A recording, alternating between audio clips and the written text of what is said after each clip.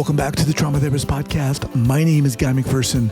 My mission is to help trauma therapists be their incredible selves, to be human, to be real, not just a clinician. I'm a big believer in who we are is more important than what we know, and this requires cultivating authenticity, genuineness, and vulnerability, and that requires intention. You can learn more about my courses and workshops by going to thetraumatherapistproject.com. That's thetraumatherapistproject.com. Let's get started. All right, so 5, 4, 3, 2, and 1. All right, folks, welcome back to the podcast. I'm very excited to have back Doreen Hills. Doreen, welcome back. Thank you. You are welcome. I'm happy to be back. Awesome. So Doreen is the founder, director at the Center for Healing Trauma and Attachment.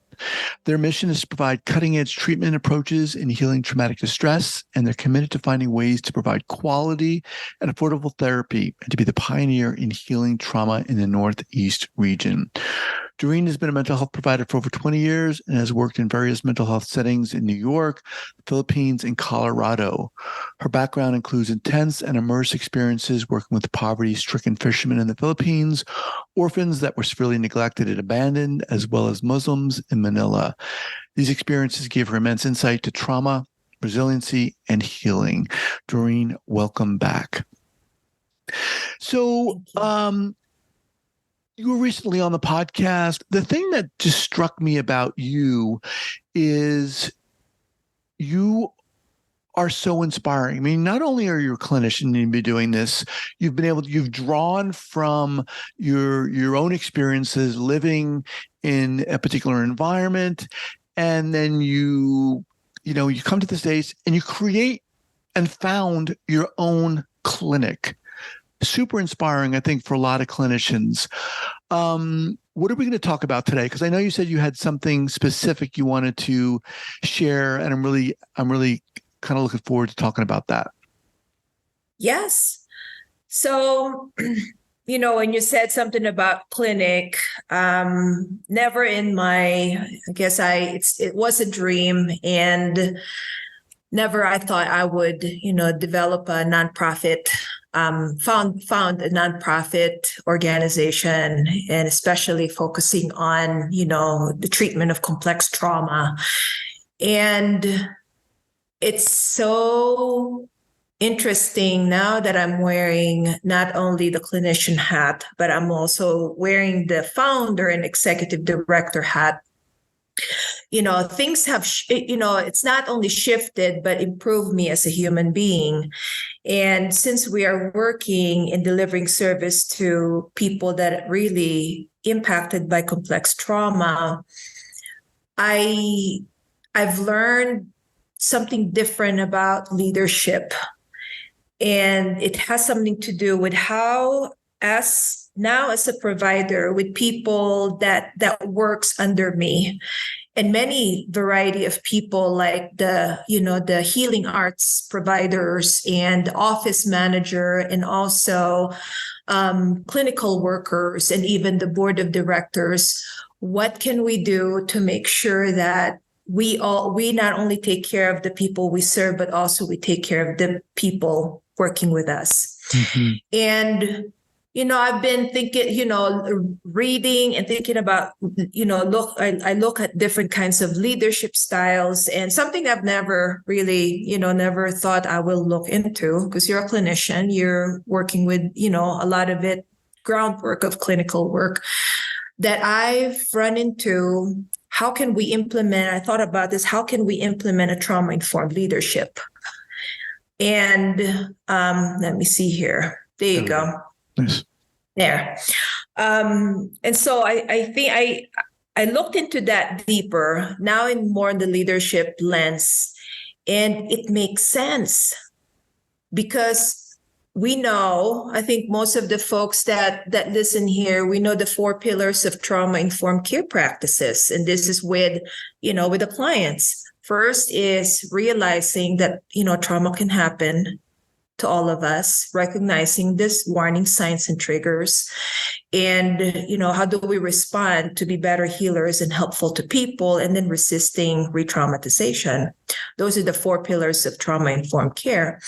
And when you apply that, and when I apply that in my leadership with the people that I work with, understanding where they're coming from in a lens of kindness and compassion. So they're doing the best they can. They're working hard to follow the mission of serving others. And as an organization and as a leader, I need to, in my heart and in my mind, I need to acknowledge that by responding. How do I respond? How do I support them?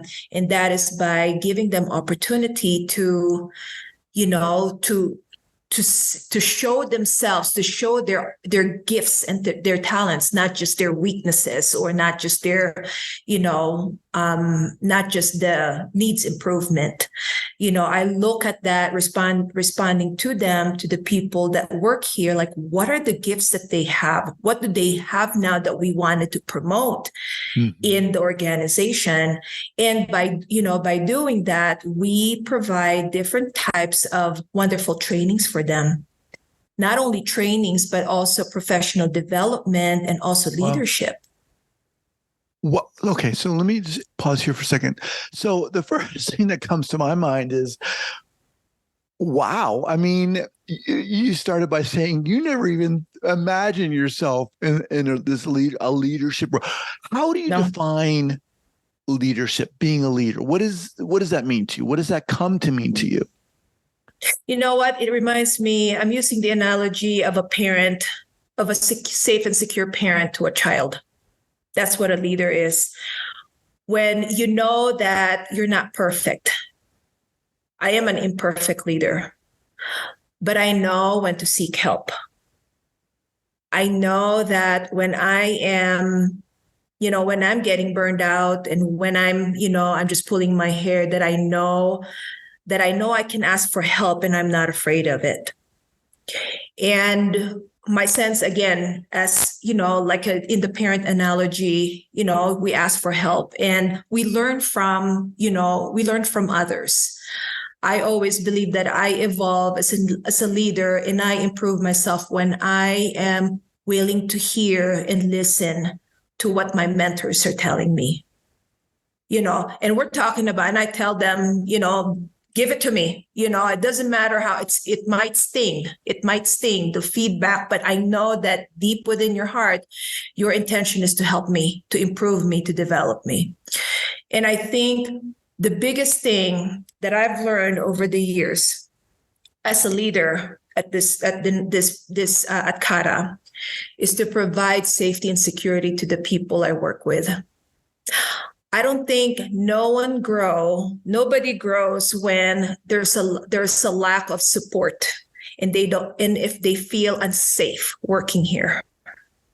I wish that you're here, you're here with me, and you can ask the people that I work with how much they love coming here every day.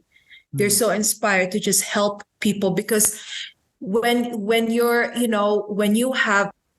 I am providing that safe and security for them, they don't have to worry about being afraid.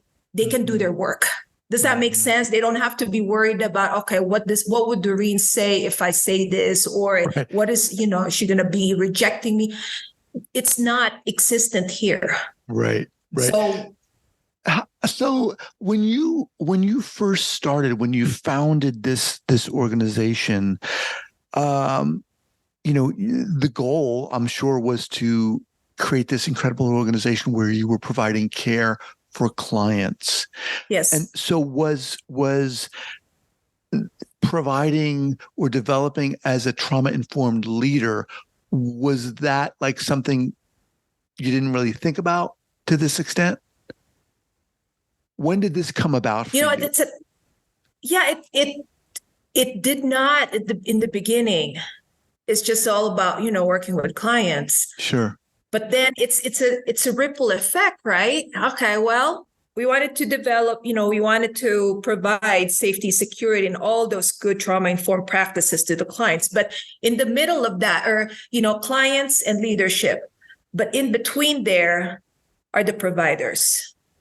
And I think what's the beauty of this, and I think I feel good about this. The beauty of it is I am not only on the top where I'm just directing people of what to do, but I'm also a provider. So I know what's going on. I'm still connected to the people we serve, to the clients. Mm-hmm. And so sometimes you hear leadership, like let's say there's an executive director and they're just focused on the numbers, the units, how much it's the numbers. But I think I am in a unique role to where, okay, I'm doing the executive leadership, but I'm also a clinician. So I know when staff tells me they're burned out, or let's say they are having a difficult time with cases, I get them. Right. Does that make sense? It makes a lot of sense. It's a completely different perspective. I mean, there's such an air, or a lens. I guess a lens is a good analogy. The lens you're looking through is has such self-awareness about it. It's like, Yes. okay, we're treating clients, but what about the people, the people who are working with you, under you, in a sense, for you? Mm-hmm. And sadly, we see so many, organizations that I think we tend to downplay the role of the providers. Doesn't matter if you're a clinician or you're doing other stuff, or the office. I think we have to remember that without them, and without them feeling safe and secure, they're not going to be able to provide quality work for the people we serve. So it is important to pay attention to, as a leader, to be mindful of how you take care of the people, working with you. So the idea of a leader, the definition of leader, how has that changed for you? How has that evolved for you? Like when you started, well, I'm going to lead this organization, to now, how would you define being a leader? What does that mean? I think it's been ingrained. Sometimes there's no words for it, but I think it's ingrained in me back when I was, again, the roots, right? When I came to the Philippines, it's, I've always tell myself when I was younger that I will always treat people with kindness and respect. Doesn't matter how old they are, what kind of position they're in. And I've carried that. I think even if I am not running a trauma clinic, if let's say I'm running something different, I will continue to provide safety and security to people by respecting their dignity. And it's always been with me. And my definition of leadership, it may be simple, but providing safety and security for others, showing kindness and compassion to them and giving it back to you as well. It's not only a one-way street. You give it to your people, the ones that you work with, and you get it, it's back to you. Mm-hmm. So let's say you tell them, to take care of yourself, not just pizza and, not just pizza boxes and Pepsi, right? When somebody tells you I'm burned out, okay, well, we're going to have a party. We're going to have a couple of pizzas and then everything's fine. You're not burned out anymore. Right. That doesn't work that way. When you say safety, self-care, what can I do as your leader to help you achieve that self-care? But you also give that to you as well. So what does that look like on my end? I have wonderful mentors that I reach out to when I'm at lost or when I don't know what I'm doing. And I also practice self-care. So I think it's a two-way street. Leadership for me is two-way street. You give safety and security to the people that you work with, but you also give that safety and security for yourself. I think your definition and what you're speaking of here sounds pretty evolved to me. Oftentimes I think that when, we hear of leadership, how do you define leader? Well, it means setting an example and showing people what to do, and like really kind of pushing, right? Almost forcing, telling people what to do. But you're not even talking about that. You're talking about something that is just feels so human. It feels so elemental. It feels, what's the word here? Love. I mean, there's a lot of love here, what you're talking about. I love my people, and I do. I don't, and it's weird, right? Probably people say this is really to some folks, but I tell my staff I love them. I do, and I show it to them, and I think that is, probably it's so unfamiliar to others, but I think as a leader, when you open your heart to that it becomes normal. It becomes easier when you say, I do care about you. And by the way, even at the very beginning, when somebody comes, I wanted to share this with you. When they come on their first day of work, I ask them, how would I know that you are starting to feel stressed? What are your behavior? What are the signs that you can show me or you can tell me so I can better help you? And, that's like, for people, that is a weird question, but let's take a moment, right? Let's take a moment. Nobody ever asked me that. Right. And so they open up and I said, okay, so I know what to look for. And this is also what I want you to look for when I'm feeling burned out. Right. What I like about let me answer that. I want to first do pause here for a second. We're speaking with Doreen Hills. She's the founder director at the Center for Healing Trauma and Attachment. We'll be right back.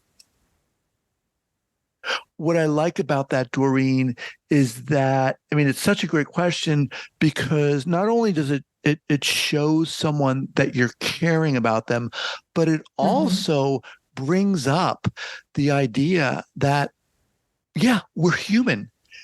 A lot of us get stressed. Most of us get stressed. We all get stressed. It's going to happen. Let's nip this in the bud. Let's bring this and talk about this right now so we don't have to deal with this giant snowball of stress, 3 months down the road. You're already bringing into the discussion the health, the mental health of the people you're working with.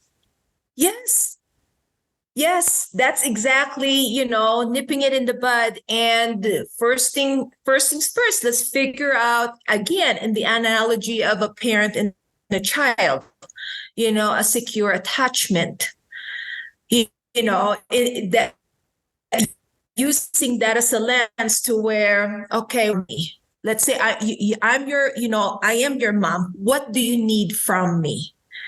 What can I do to help you? In that way, you don't have to erupt or you don't have to scream or you don't have to isolate yourself. You can tell me what, how I can support you. And so the moment people, that's the first thing I ask them. And I think that is a beautiful process because it also, it also instills honesty and truth. And knowing that, okay, you know what, if worse comes to worse, or if I screw up or if I mess up, Doreen is not going to condemn me or reject me. Right. Because it's what you said, we're all human. Yeah. And that attitude is only going to seep out into the work you're doing with your clients, right? Of course it is. Exactly. Yeah. Exactly. What an incredible model to set, not just for the people you're working with, but your clients. I mean, this is something, do you talk to other like clinical directors about this? This is something I think you should package and promote. I mean, it's amazing, really. So glad that you asked that. So I have been I did a training on civility and leadership in Northeast Colorado. And I actually have about three clinical meetings with directors and, just teaching them about, okay, if we don't use trauma-informed care, we may have, I use the word kindness and compassion and leadership. And I shared that with them. I shared them not the statistics, but what I've been learning as a director here at the trauma center. What can they do to implement this, in their organization? So I'm, slowly working on it. And I do have, here's one policy that I have for staff. I tell them gossiping is not allowed at the trauma center. We don't gossip. We empower one another. And if we do have something, like aching your heart or just something that bothers you, you talk to the person that, that is involved. Mm-hmm. But we're not going to gossip, because gossip, I do believe, is toxic, and it creates division, which clients can feel. Mm-hmm. Clients can feel. A complexly traumatized client can feel that something is off. And so there's, the moment I say that, like, okay, well, we're gonna work as a team. And if we have issues, we will definitely let people know. Not ahead of time, but let people know of what's going on. We have that in our, we do have a once a month group supervision. And I ask them, everyone, are there any issues right now that you have that you would like to share with me? We bring it all out. It's nothing secret, So it's all out there. It's open, it's honest, and they don't have to bring this baggage with them when they get home. It sounds so incredible. It sounds really like the opposite of kind of the work environments that I experienced when I was doing my internship. And it was very much, the interns against the administrative staff and the clinical staff. There was not anything of what you're talking about here. It almost felt like we had to struggle to do self-care. It wasn't really built in. It was kind of it seemingly built in. They kind of talk. What is that? Where did I get? Did you see those balloons? Did you see that? Balloons. Where did that come from? I don't know. That's the weirdest thing. They're cute now. But this sounds like some people might say, well, yes, of course, but it's not yes, of course. This has to be intentional. Yes. Right? Yes, it is. Are there challenges to implementing this type of or modeling this type of leadership? I think the challenge that I have is the risk of me burning out. I find myself, because there's a lot of care there, but the reality, it's, just the risk, but I've not run into that. The challenges of this, okay, there's one. People are having a hard time leaving the trauma center. We have crying, we have tears. You mean like going to another job? Yes, or they have to move on, they have to go out of state, or something like that, life-changing stuff. So the challenge is they get so attached to where they have a hard time leaving. That's the challenge. That's a challenge that we run into. I don't know if that's even a challenge. It is worth it, Guy. I think that's the reason why I pointed this topic to you, because I think it is important. As clinicians, we're not trained to be leaders. And, we're not trained to do that. We think that it's only for business admin type of work. But the reality is, we are already applying leadership, not, when we work with people that we serve and also our clients. And I think this has to be normalized. And I think it is important when we don't know what we're doing, that we are actually seeking for help And this is the big thing for me, for me to get out of that risk of burnout, I need to be honest and I need to be true and genuine to my mentors. Like, I am struggling right now. And you know what? I also utilize the role of the board. Mm-hmm. I will meet with them and I will tell them I'm struggling on such and such and such. Can you help me? So this is part of, again, them feeling like, they feel valued, that I'm asking for help. And I feel valued for their wisdom. Is there any sense or trepidation or fear that you would have about being so vulnerable to other administrative staff or your board, or like for fear that, oh my God, Doreen is feeling burned out. Can she do this job? There's none of that for you? Yeah. You know why? Because I think, again, it goes back to humanity. How about you? I mean, I can bring that, if somebody bring that up to me. How about you? Do you ever feel that moment of burnout? Because everybody does. We all do. We all do. Yeah. We all do. And so fear of maybe, sometimes maybe incompetence, or she cannot do this. And, I don't. I really don't.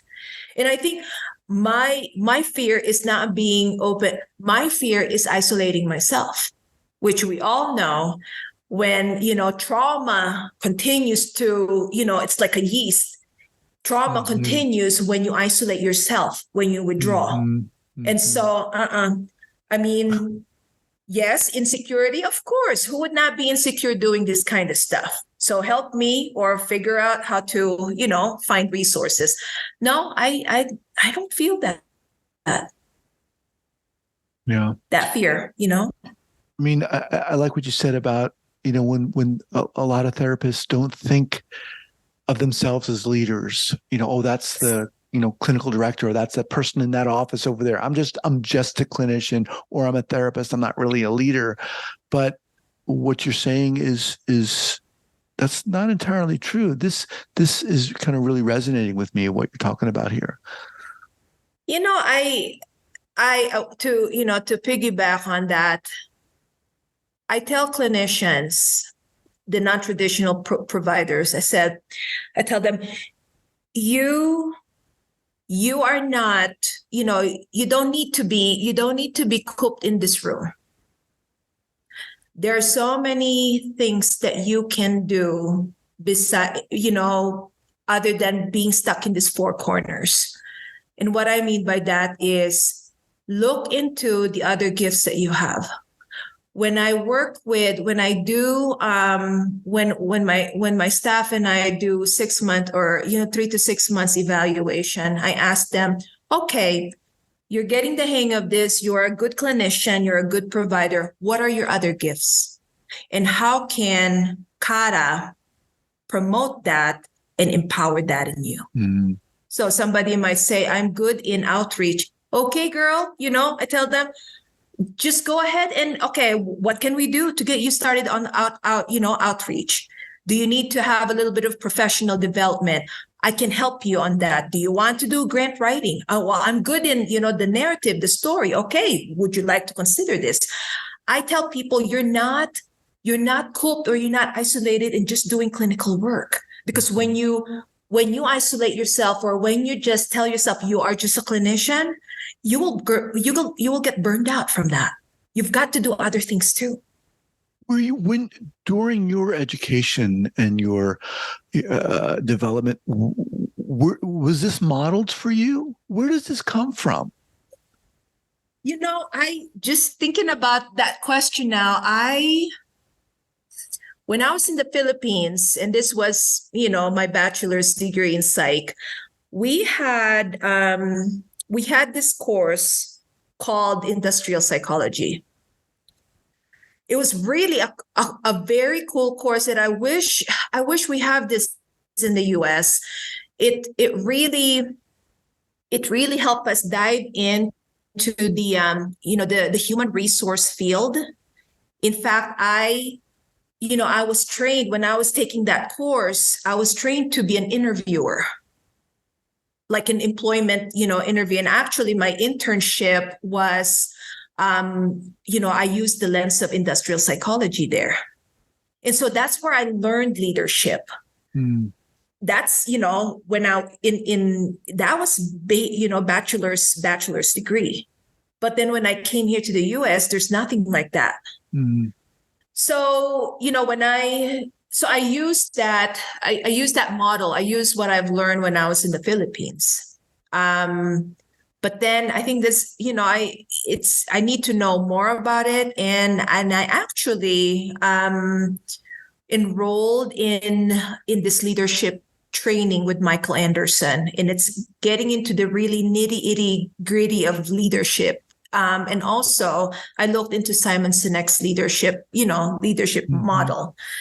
And I think that's pretty much it. I just know ingrained in my heart and soul that you treat people right and they will treat you right.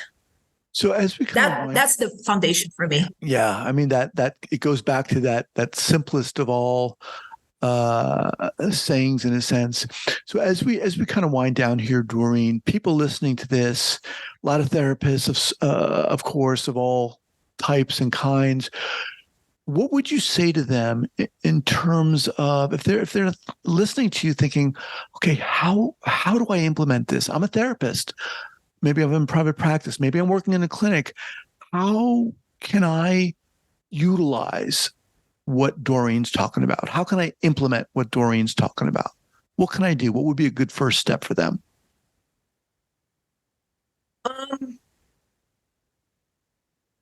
To sum it up, I think going back to knowing who you are,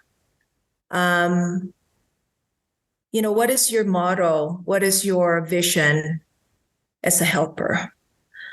Are you just going to, to coop yourself in one corner?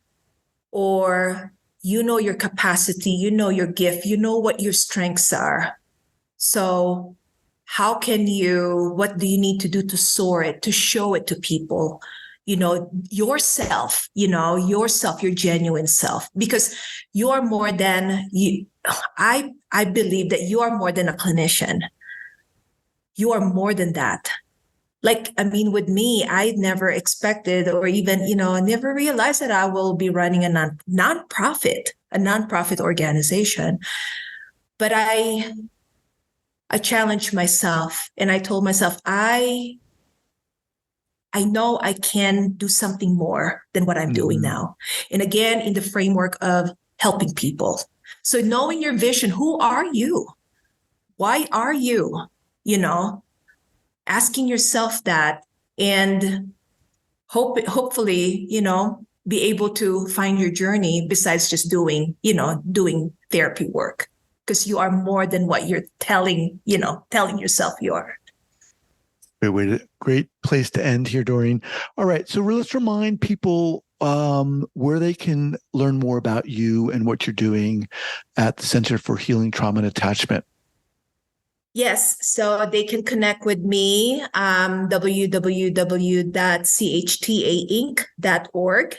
And if people are interested to ask me questions or whatever, there's a feedback section there that they can, it will go straight directly to my email. So awesome. That would be a start. Awesome. Doreen, so inspiring. Every time I talk to you, I'm like, you're doing it. I really appreciate you sharing your heart. Thanks for being here again. Thank you so much, Guy. I appreciate you too. All right. Take care. All right.